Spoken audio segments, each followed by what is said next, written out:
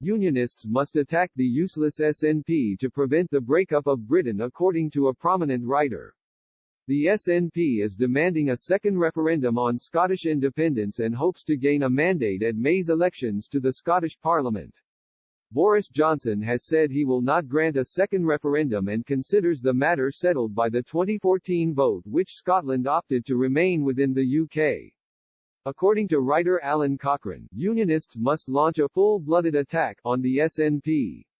He argued exposing the nationalists' record in government, rather than new constitutional arrangements, will be the key to saving the Union. Mr. Cochrane wrote in the Daily Telegraph, "It is time for Unionists to attack the useless SNP. The SNP administration is a truly appalling government, a ragbag of competing egos enmeshed in a bitter internal war played out on a daily basis between its past and present leaders, Alex Salmond and Nicola Sturgeon, and with a record in domestic policy that's second to none for ineptitude.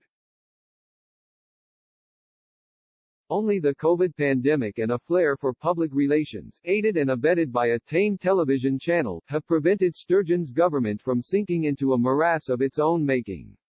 Even beating the pandemic takes second place to gaining independence for the Sturgeon government as it gears up for the Indirif II it says it wants, while issues like closing the horrifying attainment gap between rich and poor schoolchildren and ending Scotland's dreadful record as the drug death capital of Europe are getting nowhere. The SNP is riven by civil war over its handling of sexual misconduct allegations against former leader Mr. Salmond in 2018, which has put Ms. Sturgeon on a collision course with her predecessor. On Thursday, Lady Dorian issued a legal ruling, following intervention from The Spectator magazine, which could see evidence by Mr. Salmond published and the former First Minister appear before the inquiry committee next week. Mr. Salmond, who was cleared of multiple sexual assault accusations last year during an Edinburgh High Court trial, has said he'd like to give evidence.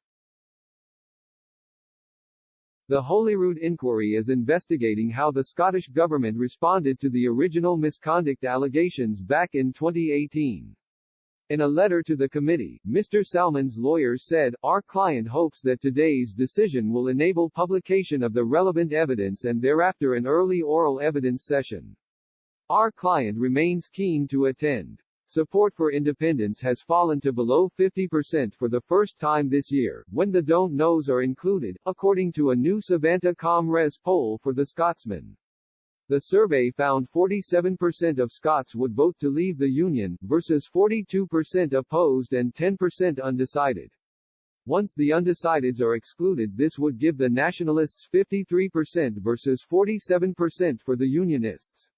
Some 45% of respondents claimed the SNP are divided, an increase on 8 points over the December figure.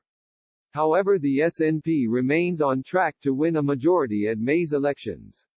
Ms. Sturgeon has insisted this would provide the mandate for a second independence referendum, but Mr. Johnson has said he will refuse.